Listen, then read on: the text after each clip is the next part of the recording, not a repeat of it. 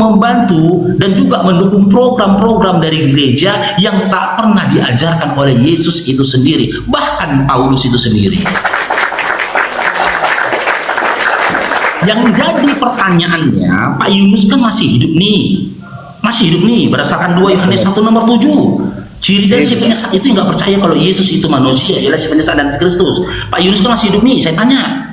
Ya, lantas ketika Pak Yunus sudah saya paparkan ciri-ciri dari orang-orang yang disesatkan, dan Pak Yunus masuk ke dalam ciri-ciri itu, kapan Pak Yunus tobat dari kesesatanmu, Pak Yunus?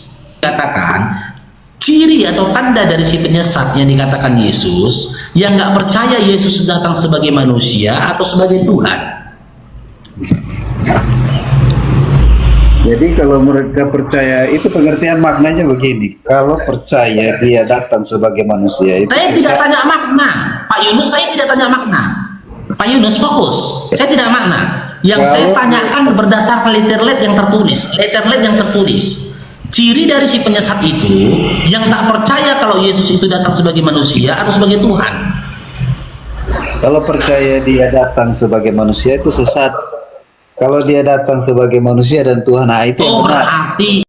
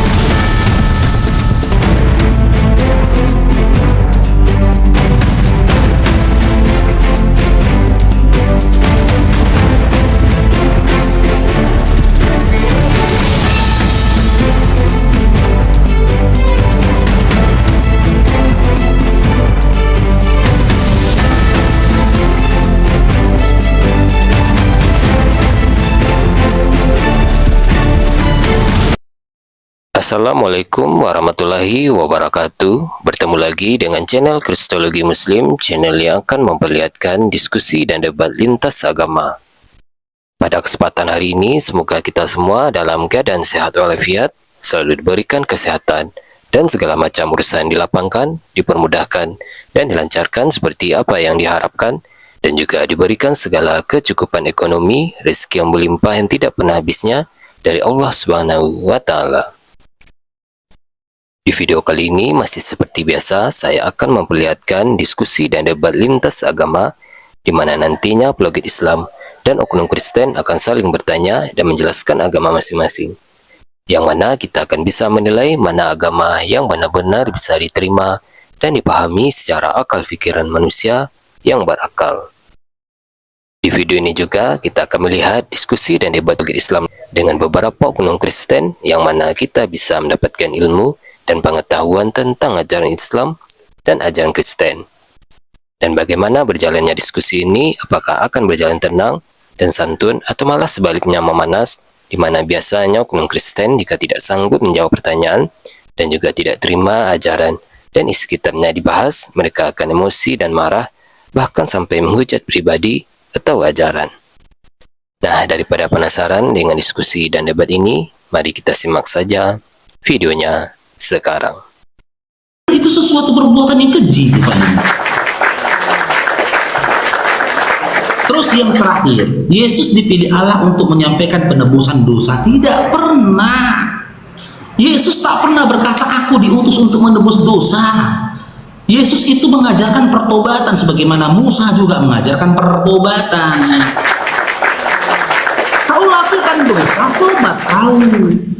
Seperti yang dia katakan, kalau kau tidak bisa suci bersih seperti anak bayi ini, maka kamu tidak masuk ke dalam kerajaan Allah. Seorang anak tidak bisa menanggung dosa ayahnya, dan seorang ayah tidak bisa menanggung dosa anak-anaknya. Yesus mengajarkan pertobatan, Musa mengajarkan pertobatan, seluruh para nabi mengajarkan pertobatan, tapi Paulus mulai mengajarkan penumbalan dan juga pengorbanan Yesus untuk dosa manusia.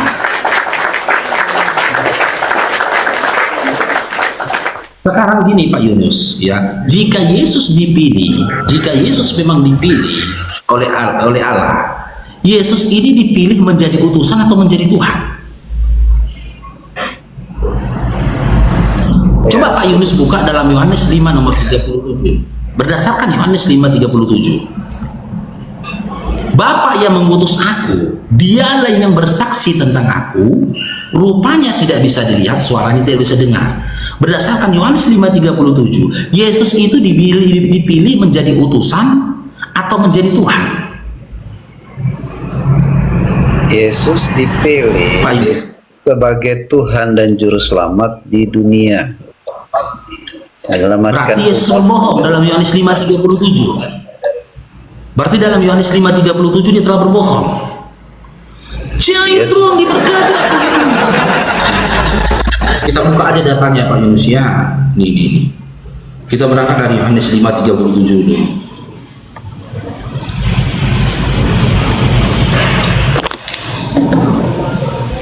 Nih. Yohanes 5:37. Bapa yang mengutus aku, dia yang bersaksi tentang aku. Kamu tidak pernah mendengar suaranya, rupanya aku tidak pernah kamu lihat. Berdasarkan Yohanes 5:37, Yesus ini dipilih Allah menjadi utusan atau menjadi Tuhan? Menjadi utusan untuk menyelamatkan umatnya dari dosa. Sementara kitab Roma, Paulus menarasikan ya, Yesus itu dipilih Allah menjadi Tuhan. Jadi mana yang benar nih? Perkataan Yesus atau perkataan Paulus? Ya, perkataan Yesus lah. Perkataan Yesus berarti Paulus telah berdusta. Telah berdusta berdasarkan 2 Tesalonika. Dengar Pak Yunus ya. Paulus telah berdusta ketika Pak Yunus mengatakan perkataan Yesus yang benar. Iya kan? Berarti Paulus telah berdusta. Karena kalian percaya akan dusta dari Paulus, maka kalian itu telah disesatkan oleh Allah. Kalian adalah ciri-ciri dari orang yang telah disesatkan oleh Allah. Datanya mana Faruk? 2 Tesalonika 2 nomor 11. 2 Tesalonika 2 nomor 11. Nih. Dan itulah sebabnya Allah mendatangkan kesesatan atas mereka yang menyebabkan mereka percaya akan dusta. Ciri-ciri dari orang yang didatangkan kesesatan atas dirinya yaitu mereka akan percaya akan dusta. Kalian percaya dengan kata-kata Paulus dalam kitab Roma tadi yang mengatakan Allah telah memilih dia menjadi Tuhan, sementara Pak Yunus mengatakan yang benar itu adalah Yesus yang jujur. Yang jujur adalah Yesus dalam Yohanes 5:37 menyatakan dirinya adalah utusan, bukan Tuhan. Ketika teman-teman Kristen percaya dengan dusta yang disampaikan oleh Paulus, maka berdasarkan 2 Tesalonika 2 nomor 11, kalianlah orang-orang yang telah didatangkan Allah kesesatan atas diri kalian. Kenapa gitu Faruk? Karena kalian percaya akan dusta. Karena memang ada banyak data di dalam Bible di mana Paulus sendiri menyatakan dirinya telah berdusta. Contoh dalam Roma 3 nomor 7. Dia telah berdusta. Apa kata Paulus? Tetapi jika kebenaran Allah oleh dustaku semakin melimpah bagi kemuliaannya, mengapa aku masih dihakimi lagi sebagai orang yang berdosa? Paulus mengakui dirinya berdusta dan kalian percaya akan dusta Paulus, maka berdasarkan 2 Tesalonika 2 nomor 11, kalianlah yang telah disesatkan oleh Allah. Lanjut, Filipi 1 nomor 18. Filipi 1 nomor 18. Apa kata Paulus lagi kepada orang Filipi? Tetapi tidak mengapa, sebab bagaimanapun juga Kristus diberitakan baik dengan maksud jujur, palsu maupun dengan jujur. Tentang hal itu aku bersukacita dan aku akan tetap bersukacita. Berita tentang Kristus mau disampaikan dengan jujur maupun disampaikan dengan dusta pun Paulus tetap bersukacita. Jika kalian percaya dengan kedustaan dari Paulus, maka berdasarkan 2 Tesalonika 2 nomor 11, maka kalianlah orang-orang atau umat yang telah didatangkan oleh Allah kesesatan atas diri kalian. Maka nggak heran Pak Yunus, kesesatan itu terlihat jelas dalam diri kalian. Kenapa kesesatan itu terlihat jelas atas diri kalian? Ketika peribadatan kalian, Ketika kepercayaan kalian ini dibandingkan dan dipaparkan, disejajarkan dengan para nabi, kalian menyelisihi para nabi.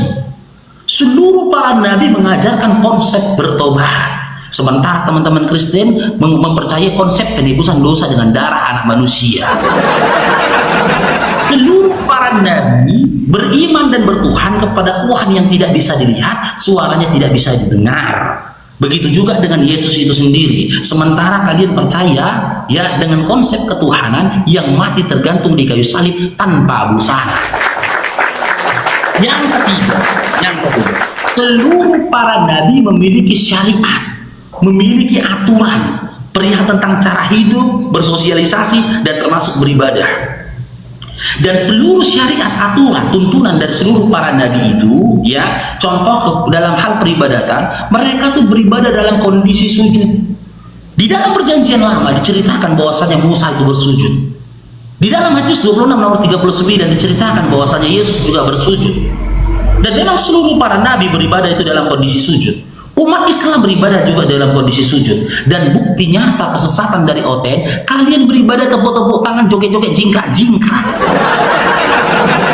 Jingkrak-jingkrak. Yang keempat, perihal tentang hari besar atau hari peribadatan dari seluruh umat-umat yang terdahulu, itu telah ditetapkan oleh nabinya, yang disampaikan oleh Tuhannya, yang tertulis dalam kitabnya. Umatnya Musa, Bani Israel, kerasukan dia. Umatnya Musa, Bani Israel, mereka menyucikan hari Sabat, di mana mereka beribadah di hari Sabtu. Dan kami juga diperintahkan beribadah 1 hari 5 kali. Dan kami memuliakan hari Jumat, yang tertulis dalam surah Al-Jum'ah. Sementara seluruh para nabi termasuk Yesus sendiri, bahkan Paulus sendiri, nggak pernah mengajarkan peribadatan ke gereja hari Minggu. Sudah terlihat jelas kesesatan yang ada pada diri kalian, tapi kalian tetap berpegang kepada kesesatan itu sendiri. Gimana Pak Yunus? Kalau Pak Yunus it's okay lah. Ketika Pak Yunus berada di kesesatan, Pak Yunus sudah dapat keuntungan. Apa itu? Dari perpuluhan dan juga gaji dari gereja. Yang disayangkan teman-teman Kristen yang menjadi umat, mereka disesatkan ketika mereka disesatkan, mereka itu tidak mendapatkan apa-apa, malahan mereka mengeluarkan apa-apa. Mereka mengeluarkan hartanya untuk gereja, mereka mengeluarkan hartanya untuk perpuluhan dari bapak-bapak pandita. Bahkan mereka mengeluarkan hartanya untuk membantu dan juga mendukung program-program dari gereja yang tak pernah diajarkan oleh Yesus itu sendiri, bahkan Paulus itu sendiri. Yang jadi pertanyaannya, Pak Yunus kan masih hidup nih. Masih hidup nih, berdasarkan 2 Yohanes 1 nomor 7. Ciri dari si penyesat itu yang nggak percaya kalau Yesus itu manusia, ialah si penyesat dan Kristus. Pak Yunus kan masih hidup nih, saya tanya. Ya, lantas ketika Pak Yunus sudah saya paparkan ciri-ciri dari orang-orang yang disesatkan, dan Pak Yunus masuk ke dalam ciri-ciri itu, kapan Pak Yunus tobat dari kesesatanmu, Pak Yunus? Kapan Pak Yunus? Saya tidak pernah tersesat. Coba baca 2 Yohanes 1 nomor 7 Pak Yunus. Yang tersesat itu mereka yang tidak mengenal Tuhan. Saya lagi berdoa supaya Bang Faruk itu mengenal Tuhan dengan benar baik. Karena Alkitab sendiri berkata bahwa baca dulu 2 Yohanes 1 nomor 7, baca dulu Pak Yunus. Semua lidah akan mengakui Yesus adalah Pak Yunus, coba baca dulu. Bang Faruk, kata Alkitab. Iya, 2 Yohanes 1 nomor 7 Pak Yunus, baca dulu Pak Yunus. Ya, baca dulu. 2 Yohanes 1 nomor 7. Tolong dibaca dulu. Kenapa? Centro diberkati Bang Udin. 2 Yohanes 1 nomor 7. Apa dia bilang di situ? Baca. Ya bacalah Pak Yunus. Masa sekelas pendeta malas baca Bibel? Baca coba. Siapa si penyesat di situ? Siapa yang kasih materi? Siapa yang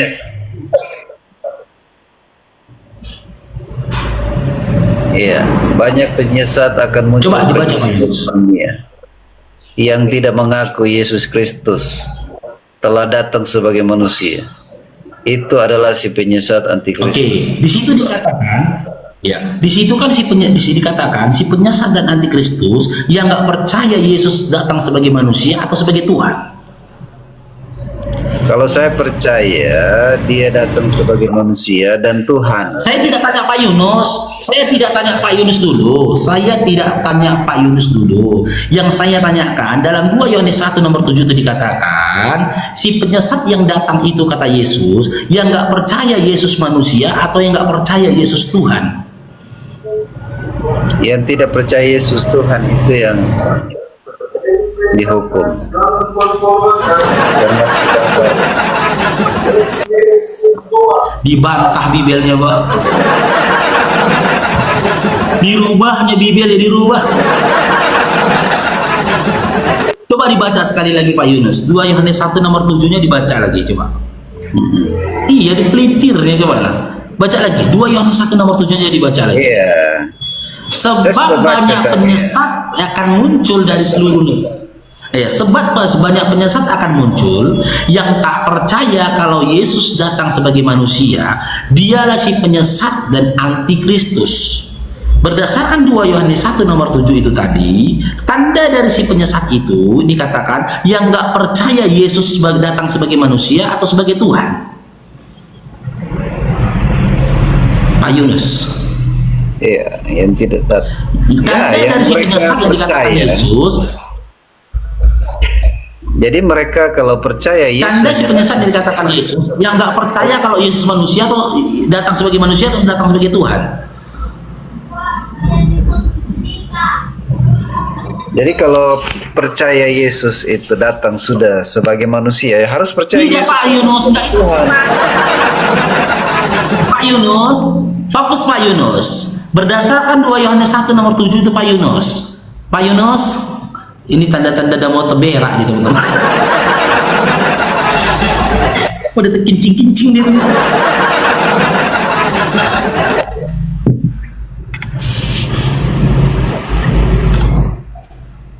Pak Yunus. Ya, ya. Dalam 2 Yohanes 1 nomor 7 itu dikatakan ciri atau tanda dari si penyesat yang dikatakan Yesus yang nggak percaya Yesus datang sebagai manusia atau sebagai Tuhan. Jadi kalau mereka percaya, itu pengertian maknanya begini. Kalau percaya dia datang sebagai manusia itu Saya tidak tanya makna, Pak Yunus. Saya tidak tanya makna. Pak Yunus fokus. Saya tidak makna. Yang saya tanyakan berdasarkan letterlet yang tertulis. Letterlet yang tertulis. Ciri dari si penyesat itu yang tak percaya kalau Yesus itu datang sebagai manusia atau sebagai Tuhan. Kalau percaya dia datang sebagai manusia itu sesat.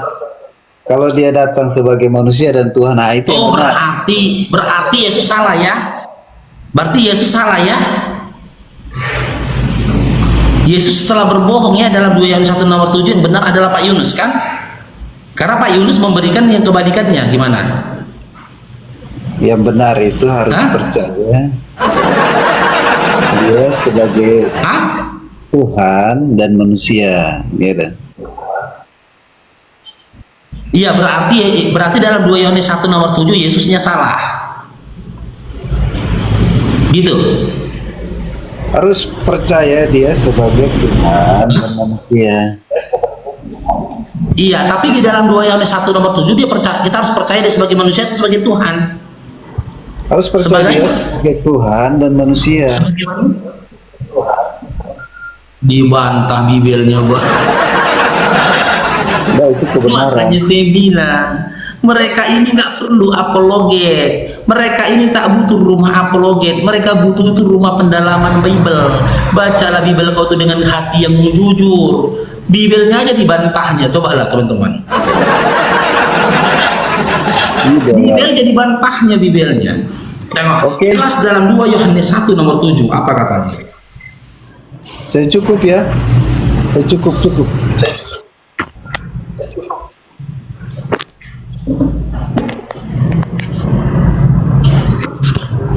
Ini dia. Loh, mana dia?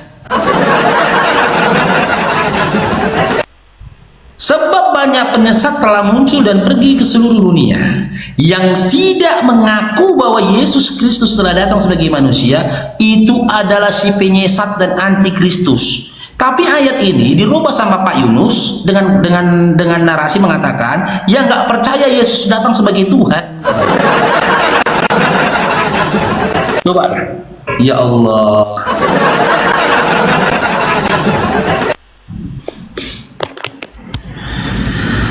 Bibel kalian aja kalian pelintir, ya kan? Wajarlah ketika kalian diskusi berupaya memelintir Al-Quran dan juga hadis kami.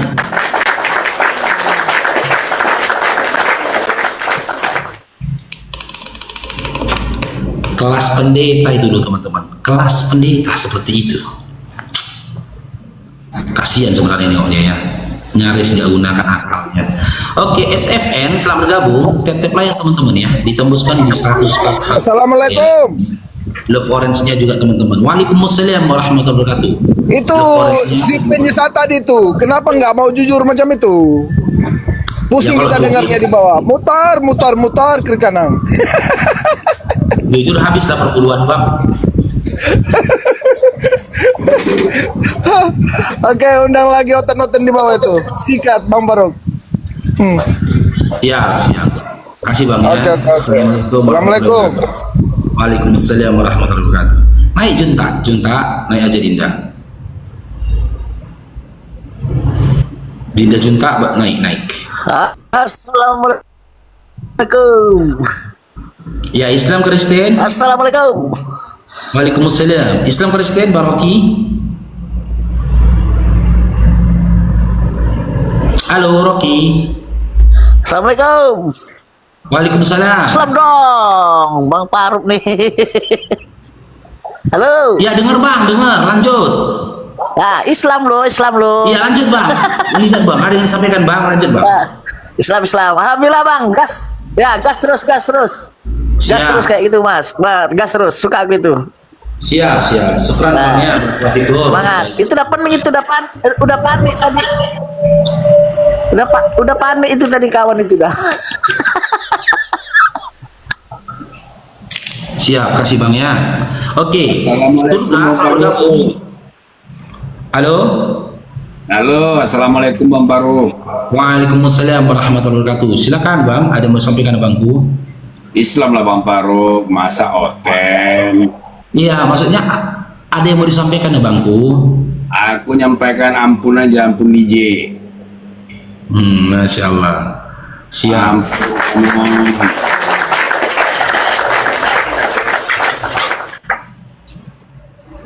Oke, silakan adik-adik OT naik lagi. Kalau kalian katakan saya memotong-motong apanya isi bibel kalian, silakan kalian baca fullnya. Kalau kalian minta dibacakan secara full, silakan. Kujamin, makin babak belur kalian baca full. Jangan kalian pikir ketika aku dulu baca bibel itu dipotong-potong, enggak lah. Dari kejadian sampai wahyu berkali-kali udah aku baca itu. Oke, Pantelo, selamat bergabung Pantelo. Selamat siang Bang Maruf. Ya, Islam Kristen. Calon ini mualaf. Ya, Islam Kristen Pantelo.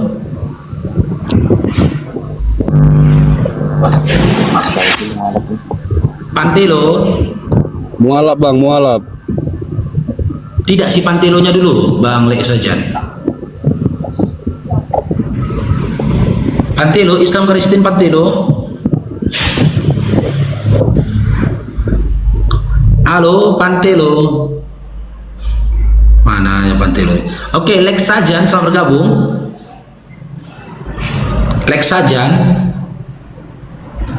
Halo Lex Sajan. Lex Sajan.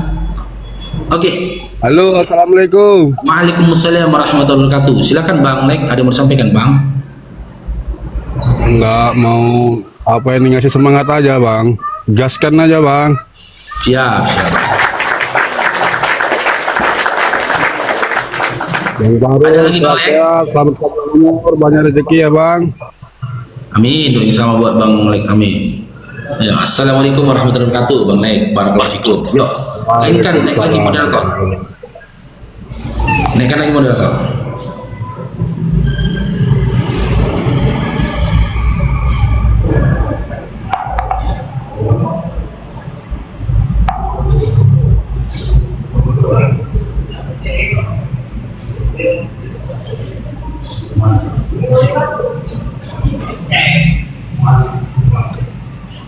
Masya Allah.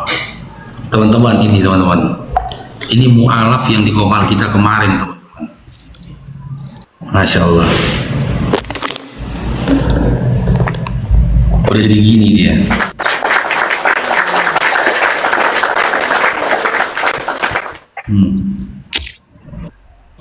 Ini Bang Faruk ingat ini waktu di Komal mu'alaf yang diri Jateng Jenius nih. Mondok beliau, teman-teman.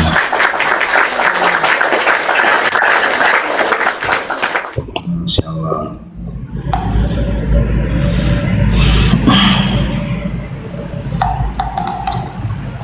Oke, Hisar, selamat bergabung Hisar.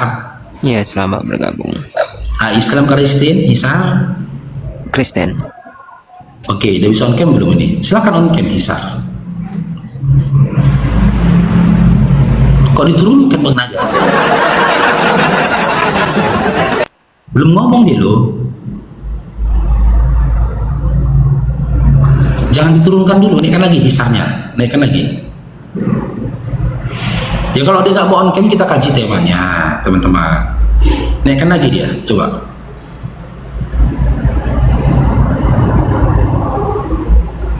Salah pencet itu, abang suruh dia naikkan, bukakan kamera, tapi ternyata abang pencet itu keluarkan dari multi. Naikkan lagi, coba naikkan lagi. Coba naikkan lagi.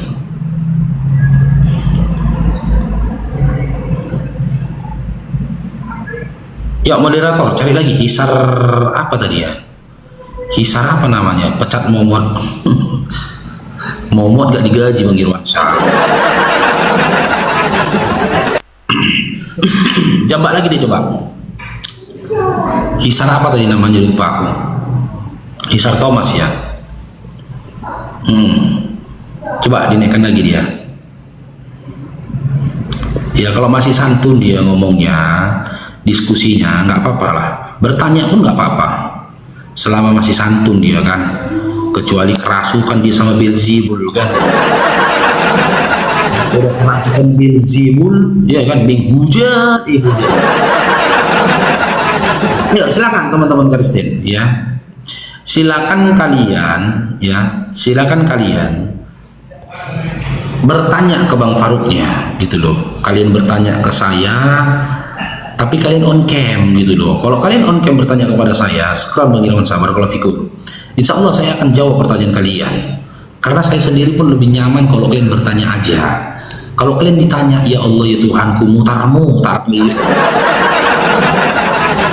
Mutarmu, mutar kalian. Macam gasing kalian mutar-mutar.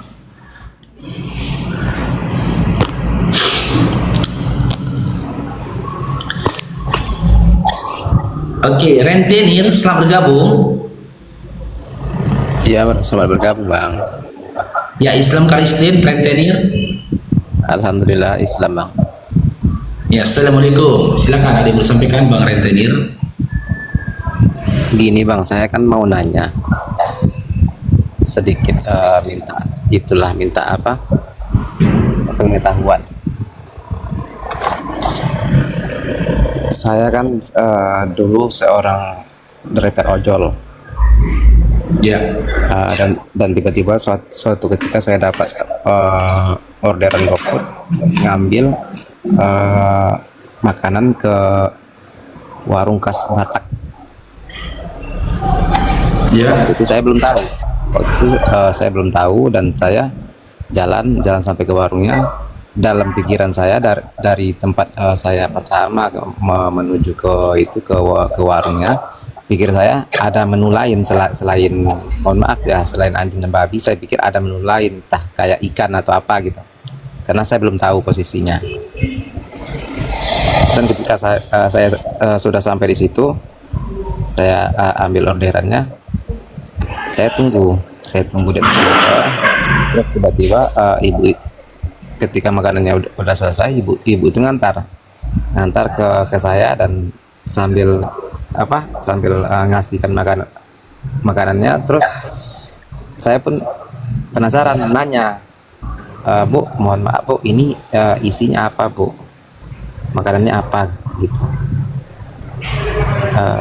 dan ibu itu mungkin juga tahu kalau saya itu seorang muslim, dan ibu itu jawabnya gini, mohon maaf dek, ini B2 katanya. Jadi yang mau saya tanyakan, otomatis saya kan pegang kantong ya bang, pegang kantong kreseknya. Itu hukumnya saya pegang kantong kresek itu najis atau bagaimana bang? Oke, sebenarnya ada beberapa hal yang harus ditegaskan yang mau disampaikan ke abang ya. Yang pertama, ya, abang harus tegas dalam urusan akidah, apalagi halal haram. Ya, babi itu kan haram. Seharusnya ketika abang sudah dapat info ternyata itu babi, batalkan pemesanannya sebelum abang melakukan pembayarannya, kan gitu. Kan bisa klien kan, ternyata babi. Nah, Gimana? gini bang, Bisa? kalau di aplikasi saya itu, kalau saya udah terima orderannya itu udah nggak bisa di cancel bang, gitu loh bang. Oh, sudah tidak bisa di cancel. Iya, kalau kita udah terima kan dari tempat kita, anggaplah tempat stay kita di warung, masuk orderan, terus kita geser aplikasinya, kalau udah sampai ke warungnya udah nggak bisa di cancel lagi bang. Ya udah, kalau tidak bisa di cancel lagi, ya kan, ya sudah, apa boleh dibuat, kan gitu. Ya udah, abang antar orderannya. Tapi yang kedua yang dilakukan, lain kali kalau abang dapat orderan makanan, ditanyakan, ditengok dulu kan rumah makannya. Kalau abang curiga ini jangan-jangan rumah makan khas orang mereka, kan gitu. Ya, abang cek dulu si pemesan makanan, izin kak, ini makanannya apa ya. Kalau dia bilang kan misalkan babi, kata dia kan abang bisa tolak pemesanannya kan, gitu kan. Iya bang. Nah, lakukan seperti itu dulu. Iya, ya saya waktu itu posisinya gini loh bang, posisinya yang pertama saya kan berpikir kalau di situ tuh ada menu lain selain itu gitu. Jadi oke lah, saya berpikir bang. Nggak bisa bang, kalaupun nggak bisa bercampur yang halal dan yang haram, nggak bisa juga bercampur yang hak dan yang batil, gitu loh bang. Rp1 saja, andaikan ada harta kita yang haram, semua terkena dampak haramannya. Nggak bisa bang. Kalaupun dia ada jual jus, ada jual ini, tapi di situ dia ada jual babi, udah nggak bisa itu. Itu sudah Sih dari awal, saya sebetulnya dari awal udah curiga bang, karena saya pas mau sampai ke warungnya aja udah mau melihat ya adalah beberapa oknum waktu itu sedang Iya, jadi intinya gitu bang ya. Yang solusi yang kedua, kedepannya itu diperhatikan lagi kalau ada dapat orderan makanan. Kalau abang udah curiga ke sana, abang coba chat penjualnya gitu loh. Ini babi ya, ini makanan ini nih kak. Iya, adegan dia bilang, ya udah cancelkan saja. Coba untuk yang sudah terjadi ya, ya hilangkan was-was dalam diri abang. Ingat ya, Allah tidak akan menghukum abang didasari oleh ketidaktahuan kita. Tapi ketika abang sudah dapat informasinya dan abang tahu hukumnya dan abang masih tetap melakukannya, maka Allah akan memberikan abang hukuman atas itu. Iya. Kalau yang kemarin itu it's okay lah gitu loh. Karena apa kata Allah dalam Al-Quran? Allah tak akan menghukummu atas perbuatanmu yang kau tidak ketahui atas itu. Tapi ketika kau sudah mendapat informasi tentang itu tapi masih tetap kau lakukan, ya maka Allah akan menjatuhkan hukum atas abang. Itu bang. Iya, dan setelah pulangnya bang, setelah saya antar itu, setelah saya antar makanannya, saya pun jadi ngerasa risih ya. Jadi ngerasa risih gimana, maksudnya tuh ini najis dalam pikiran saya selalu begitu. Dan setelah saya sampai ke tempat yang saya rasa ada tanah, saya langsung cuci tangan saya. Iya, begitu bang ya. Oke, ada lagi bang. Siap. Nggak ada bang, sehat selalu bang, sehat selalu bang. Siap. Semoga Allah mudahkan rezekimu lah bang Iko ya. Semoga Allah menjauhkan rezekimu, memudahkan rezekimu, menjauhkan dari hal-hal yang haram, ditambahkan keberkahan dari setiap apa yang kau usahakan buat istri dan juga anak-anakmu bang ya. Barakallahu fikum, jazakallahu khairan. Ya, assalamualaikum warahmatullahi wabarakatuh. Terkadang gitu juga teman-teman ya, kawan-kawan kita di ojol ini pun dilema terkadang seperti itu. Tapi satu hal saja, kita yakini ketika kita hijrah karena Allah, meninggalkan segala kemaksiatan itu karena Allah, niscaya Allah akan memberikan balasan berpuluh-puluh kali lipat dari apa yang kita lakukan. Udah harus hati lagi ke depannya gitu loh kalau menerima pesanan makanan. Oke, Juliade, selamat bergabung. Juliade. Assalamualaikum Bang. Waalaikumsalam warahmatullahi wabarakatuh. Halo Bang. Silakan Bang Jul. Oh, Ya, waalaikumsalam. Bang. Aku nggak bisa on cam, sorry Bang, masih sambil nyetir soalnya. Iya, nggak apa-apa. Silakan Bang. Ada yang bersampaikan Bang? Bang, aku mau ada pertanyaan sih Bang, tentang cara berdakwah, bahasanya begitu. Karena kan di anggota keluarga saya kan masih ada yang Gimana? Katolik, Bang. Katolik aku ya? Beragama Katolik. Jadi di anggota keluarga saya itu masih ada yang beragama Katolik. Iya, anggota keluarga itu dia siapa itu gitu loh Bang? Orang tua kah? Saudara kandung kah? Bang? Di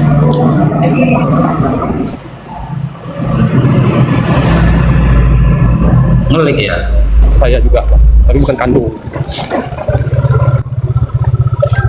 Tapi bukan kandung Bang, dia itu orang tua. Dia orang tua, bisa aku bilang orang tua saya. Karena aku juga manggilnya Mama. Orang tua kandung?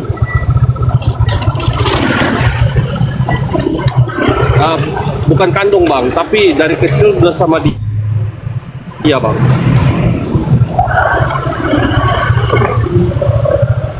Gak jelas loh Bang Jul. Putusnya Iya, Bang ya? Abang di jalan ya? Masih di jalan aku nih. Iya masih di jalan. Aduh. Kita cari tempat sinyal dulu Bang.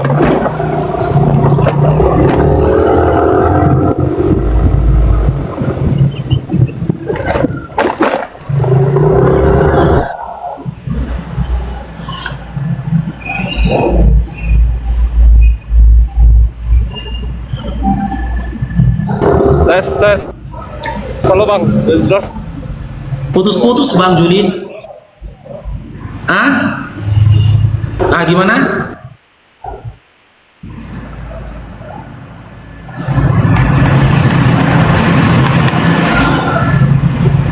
Gimana?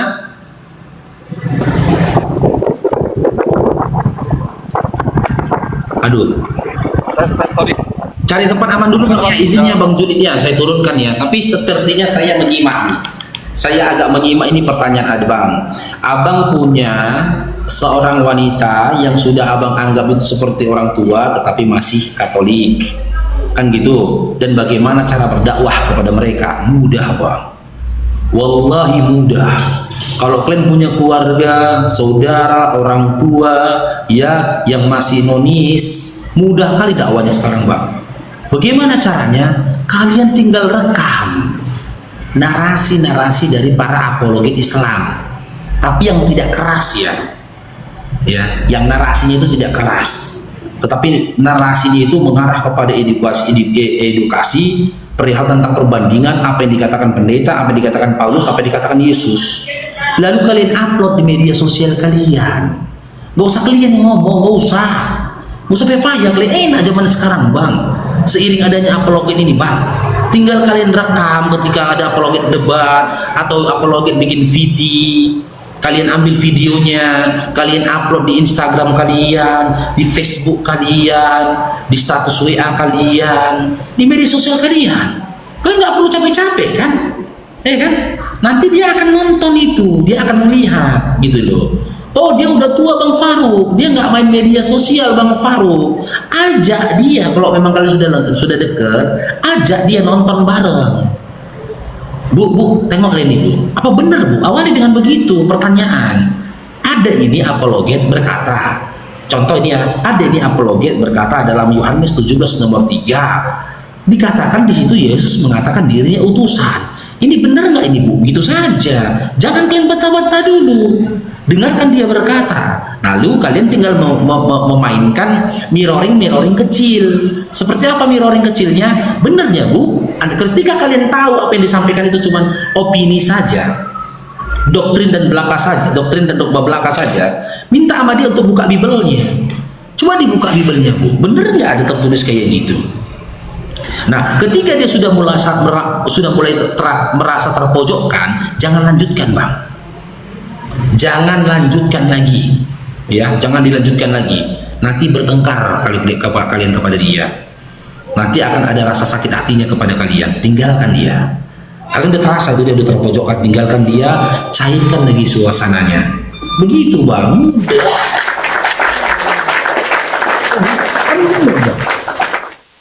Begitu. Assalamualaikum warahmatullahi wabarakatuh. Waalaikumsalam warahmatullahi wabarakatuh. Begitu teman-teman ya. Mudah sekarang. Tengok Bang Zuma, ya kan, potongan-potongan videonya ambil, masukkan ke media sosial kalian. Tengok Bang Nandar, ya kan, atau tengok VT-VT Bang Faruk. Makanya aku VT-VT itu banyak mengulas itu. VT-VT itu banyak mengulas itu. Ambil VT-VT ku. Ya insya Allah lah. Aku selama ini bikin VT-VT itu udah jadi jawaban semua itu untuk mematahkan, menghancurkan doktrin dan dogma yang mereka itu. Oke. Kakak Anita selamat bergabung. Halo. Kakak Anita. Ya.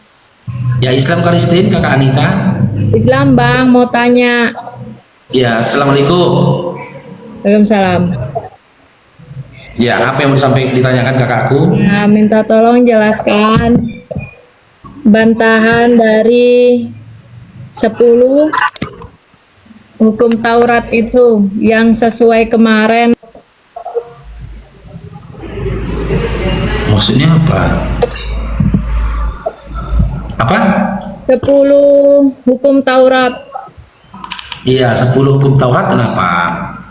Katanya dibantah, Bang. Di surat Galatia itu. Tolong jelaskan di surat Galatia itu yang gimana, Bang? Surat apa gitu, Bang? Oh, pembatalan terhadap hukum Taurat itu sendiri. Pembatalan itu yang gimana, Bang? Ya, karena begini kan. Ya. Di dalam kitab Keluaran 20 nomor 1 sampai 17, di situ kan diturunkan 10 hukum Taurat kepada Bani Israel. Tapi itu hanya untuk Bani Israel. Hukum Taurat dengan segala ketentuannya itu hanya untuk Bani Israel. Untuk Bani Yakub, ya. Datanya mana, Faruk? Ulangan 33 nomor 4. Kita berangkat dari sini dulu ya. Milik siapa hukum Taurat ini? Itu dulu kita kaji. Hukum Taurat ini milik siapa? Milik Bani Yakub. Kita buka dulu Ulangan 33 nomor 4 di datanya.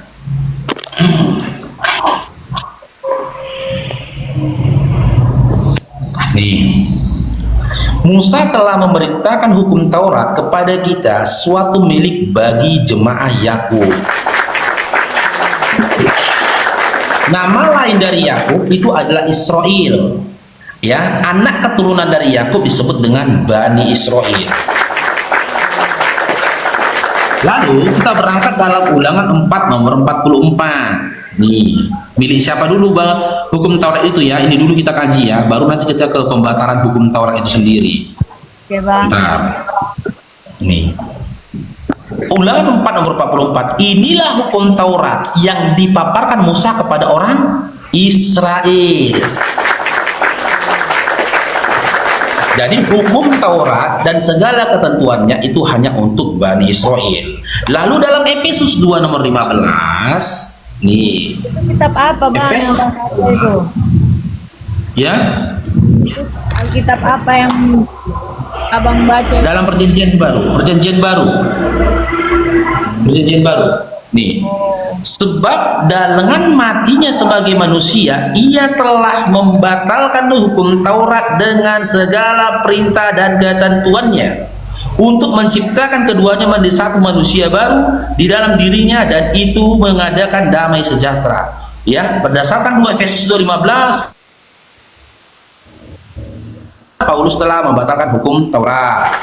Bahkan dalam Galatia, nih, Galatia 2 nomor 16, apa katanya di sini? Nih. Kamu tahu bahwa tidak seorang pun yang dibenarkan oleh karena melakukan hukum Taurat. Tidak seorang pun dibenarkan oleh karena melakukan hukum Taurat, tetapi hanya oleh karena iman dalam Kristus Yesus. Sebab itu kami pun telah percaya kepada Kristus Yesus, supaya kami dibenarkan oleh karena iman dalam Kristus dan bukan oleh karena melakukan hukum Taurat. Sebab tidak seorang pun yang dibenarkan oleh karena melakukan hukum Taurat. Selanjutnya, Galatia 2 nomor 21. Nih data berikutnya nih. Aku tidak menolak kasih karunia Allah, sebab sekiranya ada kebenaran oleh karena hukum Taurat, maka sia-sialah kematian Kristus. Kalau ada kebenaran oleh karena hukum Taurat, sia-sialah kematian Kristus. Yang ke berikutnya, Galatia 5 nomor 4. Galatia 5 nomor 4. Apa katanya lagi? Nih. Kamu lepas dari Kristus. Kamu lepas dari Kristus jikalau kamu mengharapkan kebenaran oleh karena hukum Taurat. Kamu hidup di luar kasih karunia. Itulah tadi data-datanya kakaknya, beberapa data yang menyatakan di mana bahwasanya teman-teman itu, mereka di seberang itu tidak dibenarkan lagi ketika melakukan dan tunduk kepada hukum Taurat. Oke, ada lagi kakak Anita? Abang berarti comot-comot itu. Kenapa begitu? Digabungkan, Bang.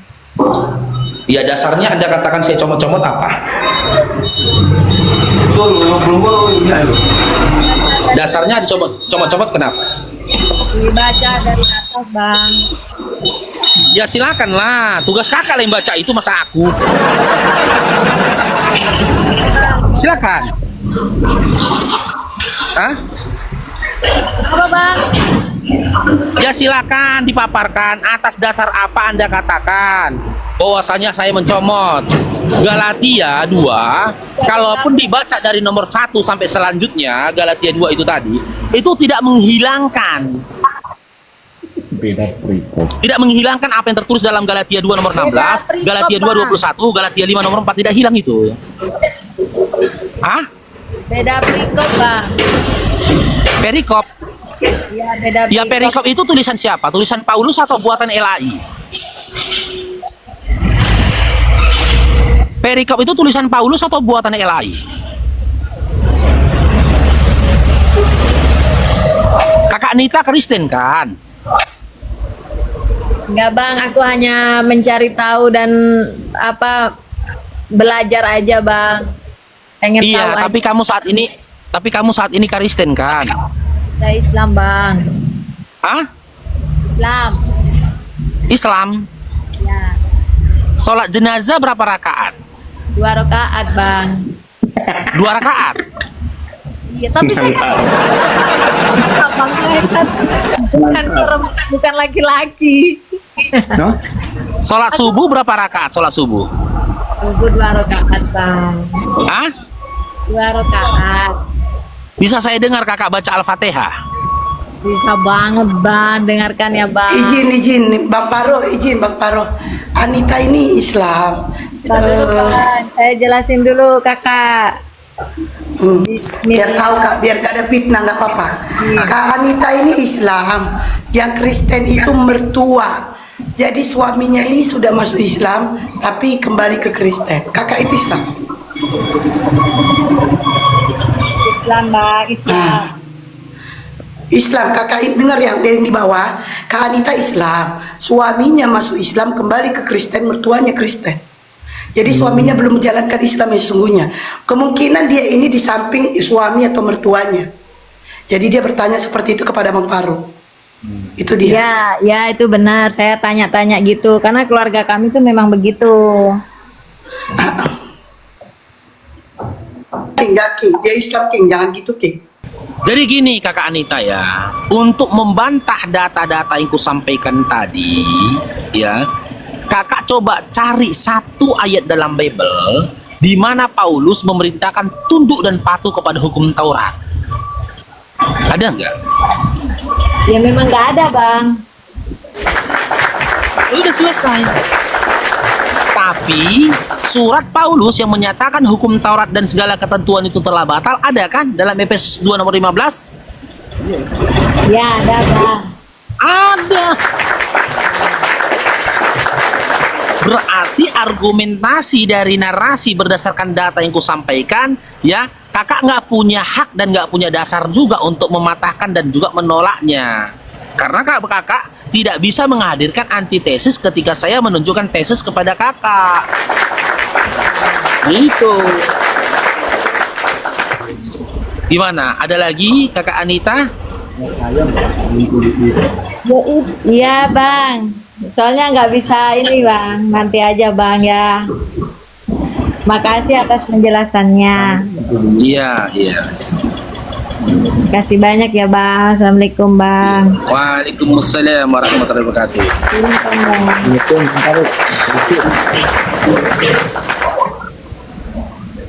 Ini kakak Anita ini yang pernah jumpa di Komalku itu ya? Dia di Komalku. Enggak, di Komalku. yang di Komalku. Iya, yang pernah beli maduku. Iya, pernah.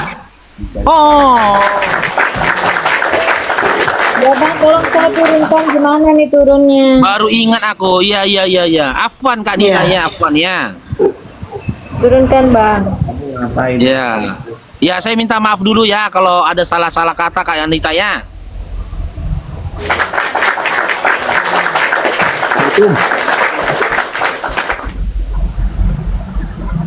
Ya, assalamualaikum Sal. Waalaikumsalam warahmatullahi wabarakatuh. Dia tuh lagi berusaha. Jadi dia itu lagi berusaha menyadarkan suaminya untuk menjalankan Islam. Karena suaminya itu tidak menjalankan Islam yang sesungguhnya. Jadi masih ke Kristen-Kristen gitu. Tapi Kak Anita ini alhamdulillah bertahan dia di Islam itu. Itu dia. Dia lagi menyadarkan suaminya. Dia pun tadi tuh kayaknya dari ini Kak Esti, dari apa namanya, dari dengar-dengar mertuanya sama suaminya bahwasannya setiap narasi itu berdasarkan dari perikop. Disangkanya perikop itu dari awal ada, paling enggak itu kan abad ke-13 perikop ada kan? Anitanya nggak mualaf.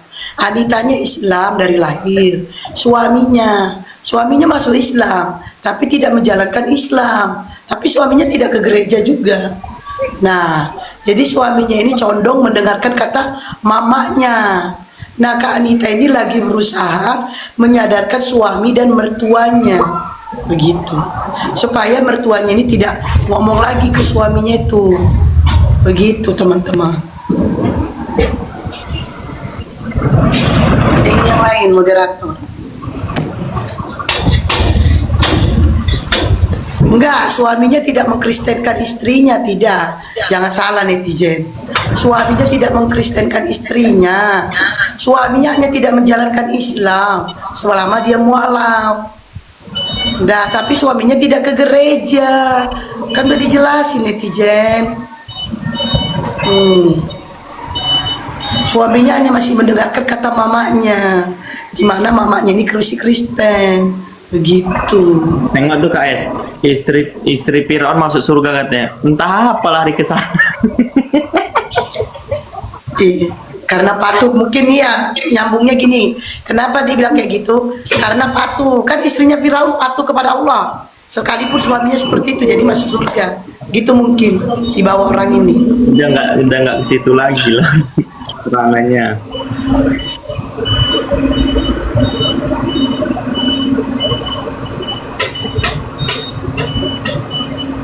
Kak Anita itu sultannya Bang Nandar. Itu. Aku bikin status WA kayak gini kan. Dipikir kawan-kawan bener-bener punya aku. Nih. Udah statusmu. Aku udah lihat. Angkanya benar-benar. Keren. Dipikir kawan-kawan aku udah punya studio kayak gini. Oten jegang-jegang lah Bang Paru. Kalau abang punya studio kayak gitu, jegang-jegang lah Oten. Laminin aja, minin.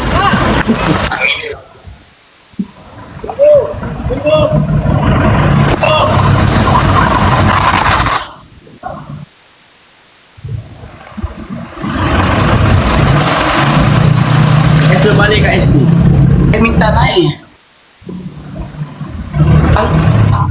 Udah balik kakak? Kemarin naik kapal. Udah. Via PP pulang pergi langsung. Langsung itu ya? Nggak cukup uangnya buat nginap.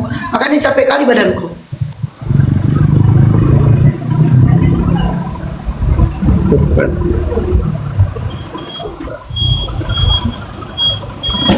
Ya kan Patu juga istri Firaun, ketika disuruh untuk menyembah selain daripada Allah dia tidak mau. Gimana sih?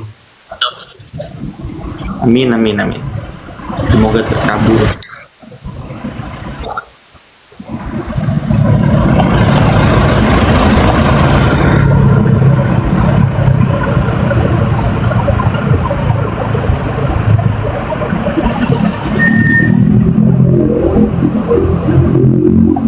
Ya naikkan lagi teman-teman. Amin, amin. Semoga terkabulkan. Ya mudah-mudahan di studio kita itu nanti di pondok pesantren yang akan kita bina ini teman-teman. Ayo kita diskusi lagi ya. Naik lagi ya. Kita diskusi lagi. Silakan buat adik-adik Kristen yang mau bertanya silakan. Kalau kalian ke Komal Muslim, sebaiknya kalian bertanya sajalah. Kalian on cam dan kalian bertanya gitu loh. Ya. Tapi ketika kalian tidak on cam, kita tidak izinkan kalian bertanya.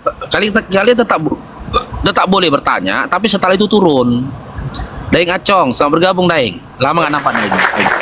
Assalamualaikum warahmatullahi Ketika kalian naik ke atas, waalaikumsalam warahmatullahi wabarakatuh Bang Mega. Ketika kalian naik ke atas Dinda, ya teman-teman Kristen, kalian boleh bertanya walaupun nggak on cam. Tapi setelah bertanya turun. Kenapa diturunkan Bang Faruk? Supaya kami bisa memberikan penjelasan kepada kalian. Kalau kalian di atas, nanti kalian membantah, memotong, bahkan disinyalir nanti kalian menghujat. Ya, sehingga membuat suasana Komal ini memanas. Baik dari narasi hostnya, narasi narasumbernya, maupun tappingan-tappingan di bawah nanti jadi memanas. Ya, coba kita buat ya. Dunia kristologi ini, dunia debat ini adalah apa? Wadah yang adem, tenang, gitu loh. Damai, santun. Tak perlu harus gontok-gontokan apalagi menghujat. Bang Lauding buat markas apologet Muslim di Pulau Eksotik. Semoga lancar jaya, amin. Oke, assalamualaikum Bang Naga. Silakan Bang Naga. Apa yang disampaikan Bang? Warahmatullahi wabarakatuh. Khusus untuk saudara aku naik sebentar aja yang ingin membantu ya. Baik saya, baik Bang Faruk. Silakan order parfumnya ya. Parfumnya silakan diorder. Insya Allah mungkin dalam minggu ini atau mungkin beliau udah mulai bisa pengiriman. Yang bagi ingin membeli parfum harganya 120.000. Nanti masalah wanginya silakan DM beliau. Dan yang ingin membantu saya silakan subscribe YouTube saya Setama TV Naga Laut sesuai dengan nama akun TikTok saya ya. Tadi kalau untuk tadi Bang Faruk, saya mohon maaf mungkin salah saya. Tadi saya untuk kamera buka kamera. Mungkin dia terpencet pemutus hubungan ya kata pokok saya cek tadi ya, mungkin salah, mungkin buru-buru tadi saya ya, itu aja. Assalamualaikum warahmatullahi wabarakatuh. Waalaikumsalam warahmatullahi wabarakatuh. Ito dapat satu parfum ya, aroma Hosea. Dari Bapak Japanis kan? Iya. Dari Bapak Japanis. Ya. Jadi teman-teman begini teman-teman ya, selain dari usaha parfum, Bang Faruk insyaallah akan usaha baju juga, collection ya, baju tidur atau baju yang enggak, nantilah setelah selesai. Semalam Bang Faruk sudah pergi ke tempat konveksinya, kita sudah melakukan pembayarannya ya, insya Allah dalam waktu 2 minggu ini nanti bajunya itu selesai produksi ya. Kenapa Bang Faruk sekarang membuat usaha sampingan? Karena begini teman-teman ya, seperti yang saya sampaikan kemarin, saya berencana ingin mendirikan pondok pesantren gratis buat anak-anak yatim dan orang-orang yang tidak mampu. Dimana alhamdulillah teman-teman ya, Ustadz kita itu sudah mendapatkan wakaf ya untuk gedung dan juga tanah, di mana gedung dan tanah itu tadi akan kita gunakan sebagai pondok pesantren gratis, di mana pondok itu akan terfokus kepada rumah tahfiz, penghafal Al-Quran. Ya, nanti rencana santri yang pertama kali kita terima itu sebanyak 10 orang, beserta pengajarnya 3 orang, pembinanya 1 orang. Ya, dan dipastikan itu biaya yang dibutuhkan itu tidak sedikit teman-teman. Ya, saya sendiri tidak ingin meminta-minta donasi, saya sendiri tidak ingin membuat yayasan, ya, mengumpulkan dana orang lain, saya tidak mau. Lebih baik bagi saya berwirausaha.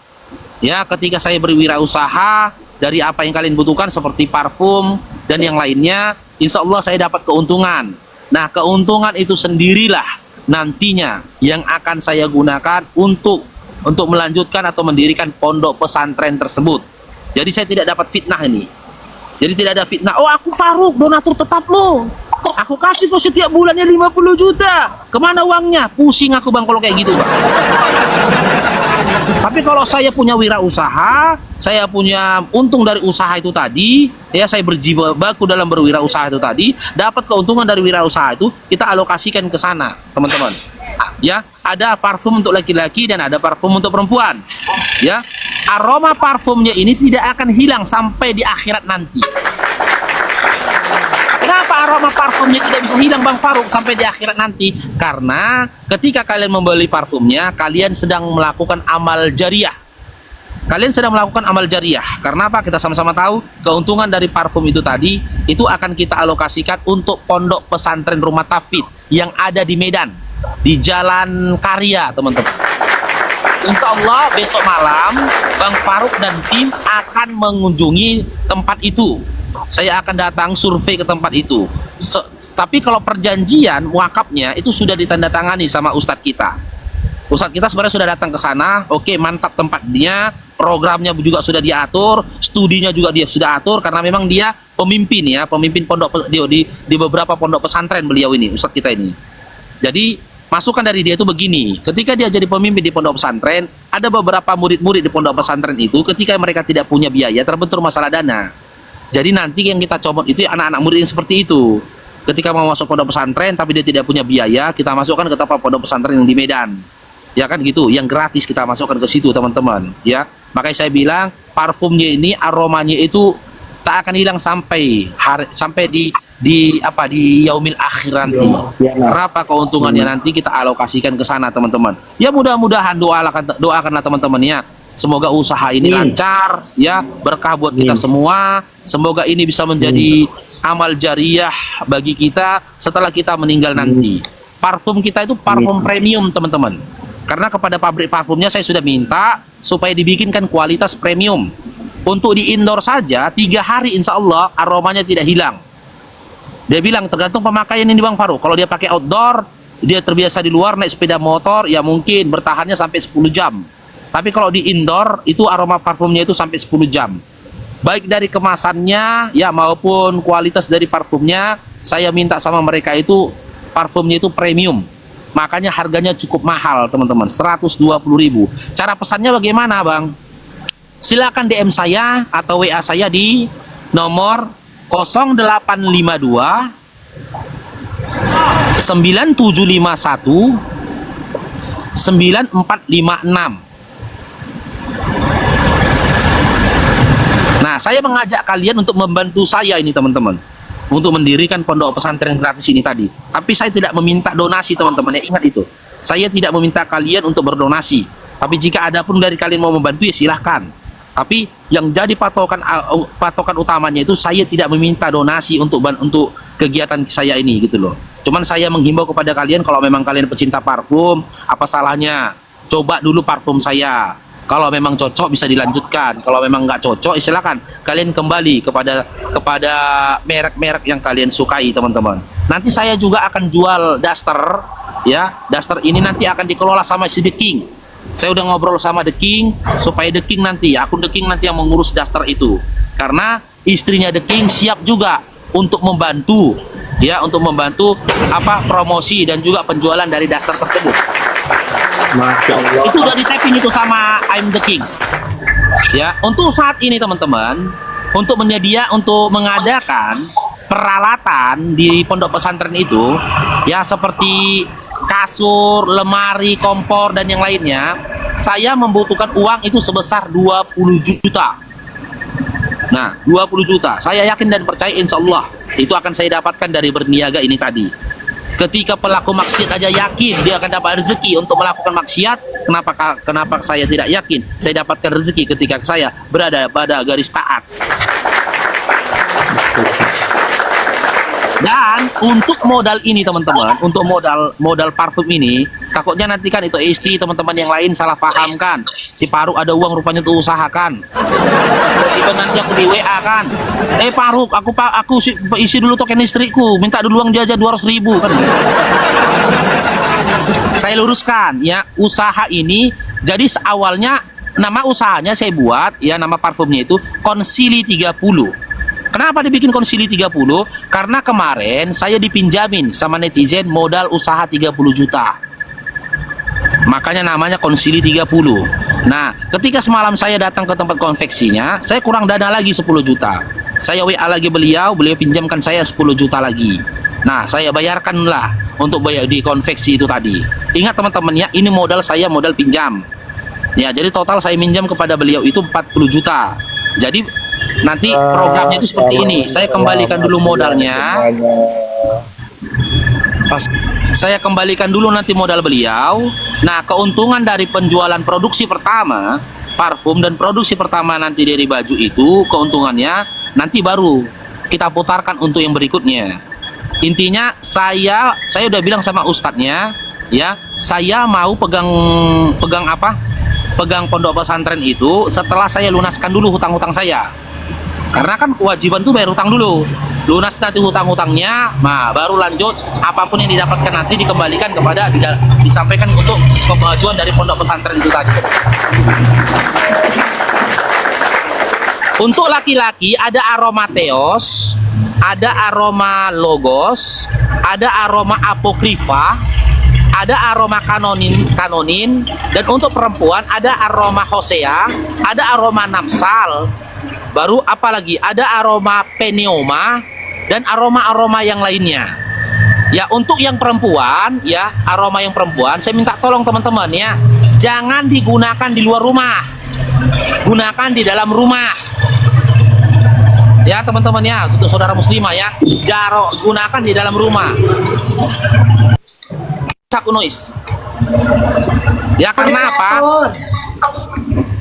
sama pihak pabrik parfumnya saya udah minta supaya aroma yang perempuan ini dibuatkan aromanya itu aroma yang segar ya, maaf cakapnya, dimana aroma ini bisa memancing birahi dari pasangannya.